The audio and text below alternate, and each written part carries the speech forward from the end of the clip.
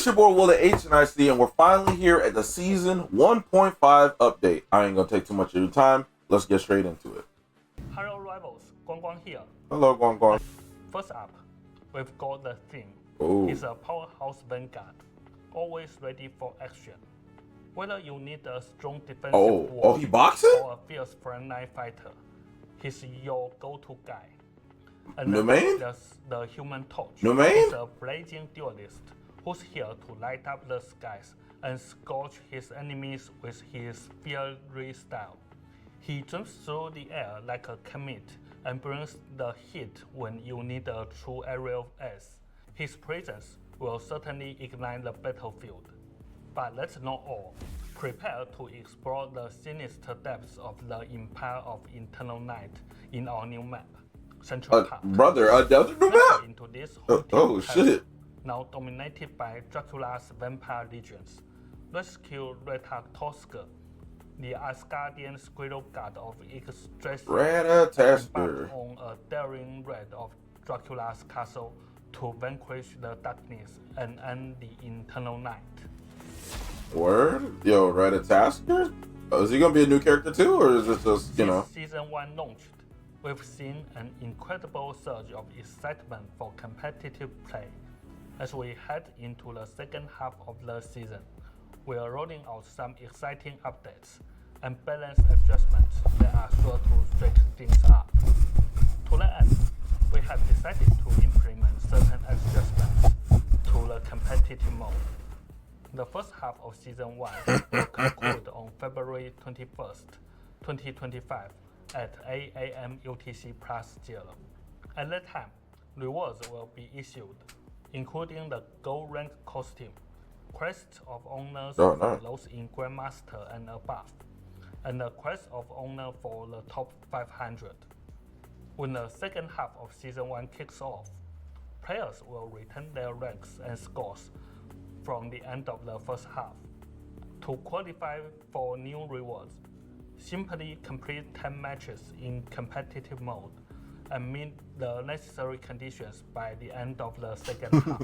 He said These simply just do. An all-new gold rank costume and a variety of crests of honor, featuring distinct designs for Grandmaster, Celestial, Eternity, and One Above All.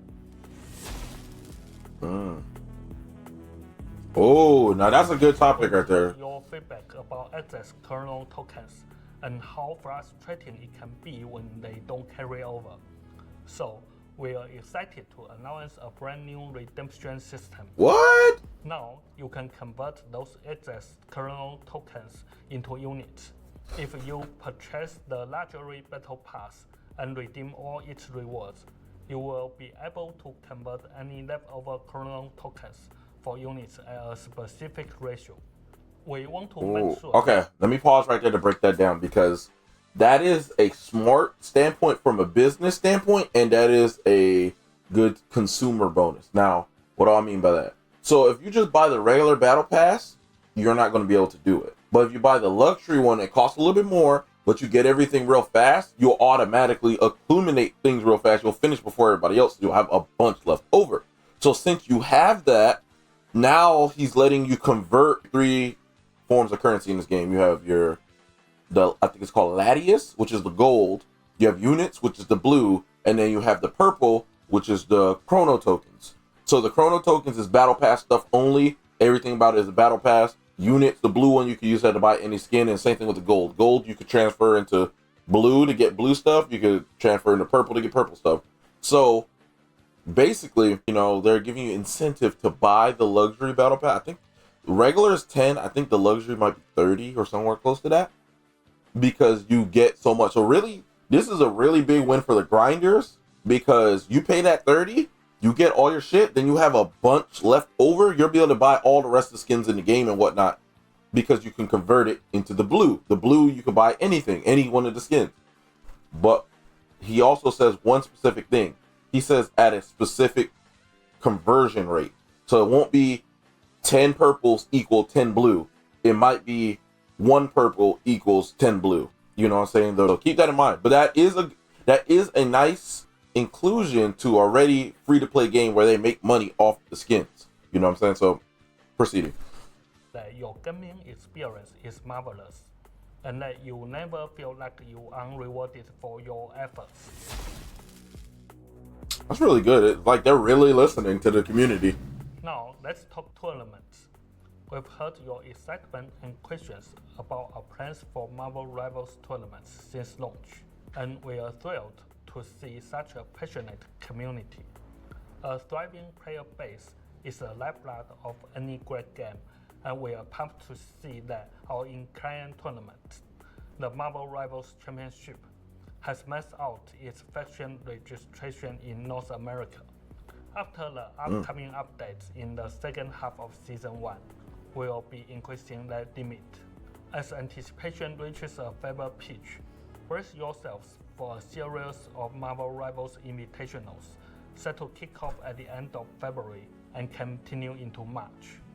Now let's turn it over to Zhiyong, who's ready to share the latest balance adjustments for the second half of This Season is what 1. I'm here for. That balance. Rebels, What's up, bro? Today, Zion. we are diving into some exciting balance changes coming up for the second half of Season 1 that are sure to shake things up on the battlefield. Oh yeah. Balance Odyssey begins. First off, let's talk about the journey we have had so far. The first half of Season 1 has given us some thrilling changes compared to Season 0. We have seen more duelist heroes in competitive like Storm and Squirrel Girl really shine, while Hela and Hawkeye have cooled down a bit, finding a better balance. And let's not forget the balance changes at the start of the season and the addition of Invisible Woman. Together, they have revitalized. Time out, bro. We're just gonna ignore Mr. Fantastic, bro. He said the inclusion of an Invisible Woman and just went quiet. Like Mr. Fantastic so irrelevant. That's fucked up. That's so fucked up. Proceeding. As the strategies matter and given players more options. These changes are undoubtedly a win for all. But hold on, there are a few challenges we have noticed that we are ready to tackle to make your gameplay even more epic. Triple status. Yo, they The pay triple attention, strategies bro. lineup has They been pay gaining attention. ground, That's especially crazy. among the upper ranks. For us, it's been great to see so many different team compositions out there, proving that victory isn't just about the classic 2-2-2 lineup. For everybody, whether it be Facebook, TikTok, my video comments, streams, all that, you don't only have to play 2-2-2. This is literally one of the developers telling you don't only have to play 2-2-2. Their goal in this game is, I don't want to say for you to be unorganized, but for you to have more options to organize yourself in various combinations of roles. They're literally telling you, they're literally saying that their intent is not for you to play 2 tank, 2 duelists, 2 strategists. They want you guys to mix it up and make cool strategies and whatnot. Now let's see how they're actually going to deal with triple support. But here's the catch.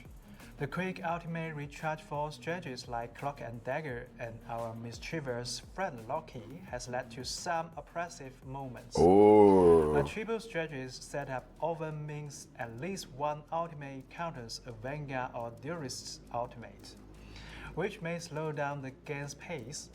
We want every match to feel exhilarating, not drawn out. That's why in our upcoming changes, we will be bumping up the energy costs for those frequent ultimates. We will also be giving some targeted nerfs to certain strategies ultimates. You have Cloak and Dagger, I'm looking at you. oh shit! The call out. Ultimate energy costs of some of our Vanguards and Duelists, like Venom and Magic, Okay, making it easier for them to unleash their powers. dive. Don't worry though, we are not trying to completely shatter that 3 strategies playstyle. We are just looking to bring in more options for farm counterplays and amp up the excitement. They are not nerfing it to the ground. They're just making it less the number one option and more one of your options. Take note of that. They didn't nerf the character per se. They just increased Cloak and Dagger specifically, which is one of my mains too, that you can't get ult every 45 seconds. That to me, that's fair. I'm just saying. Vanguard power shift. Now, let's chat about Vanguards. Throughout the first half of Season 1, Doctor Strange and Magneto remain the most mainstream Vanguard chassis, dominating the scene. Whether it's a single or double shield They're gonna nerf Strange, bro. these guys have been the Oh, go-to no. war, soaking up damage and effectively resisting enemy damage pressure. And with the triple strategies lineup, enjoying enhanced survivability. But we want to shake things up a bit. We Oh, are planning shit. to dial back the survivability of Doctor Strange and Magneto to keep things interesting. Uh-oh. Plus, we will be boosting some of our movement tabs Vanguards, and we are super excited to introduce our newest hero. Wow. Hey, Yo, cat get buffs? ready for a fresh take on battle dynamics. Cat buffs? And low-key Hulk buffs? Buff Hulk a little bit for me. We have been closely analyzing pick and win rates across all tiers, using battle data and battle rates for our top tier heroes. With all this information in hand, we are making some targeted adjustments to certain characters. For example, Storm is getting a moderate. Oh, look at the little arrow. Nerf. Again. Also, That's what that Moon Knight's means. ultimate Look. is also Nerf. moderated to help him feel more balanced. Oh, shit. Balance schedule. Now, let's talk about the balanced schedule. We know it's been a bit longer than we wanted, and that's made it tough to tackle some big issues this season. So here's our plan. We are sticking to our overall balance adjustment schedule and rolling them out with our big updates for the first and second halves of each season. But Okay. going forward, we will also be keeping an extra close eye on the game environment throughout each half season. If we spot any urgent issues, we will swoop in with one quick, smaller adjustment to keep everything running smoothly. Much like Galactor observed the innumerable matches, we will mainly be observing and only interfere during the season when necessary. We are committed to being careful with these changes because we want to keep the game to have a stable play environment. Now, I will translate that for some people to understand. Every time you feel like something's OP, they're not going to run and, oh my god, get to the chairs now, nerf that. They're saying, calm down, play it out a little bit, let it stretch its legs, find some counterpoints to it, see what's going on. If it's that bad that they got to jump in and make an emergency patch, they will. But until then, stop spamming the devs to nerf this and nerf that. Half of the season, end of the season, something game breaking, hey, jump in. That's what that meant. He said it in a super nice way.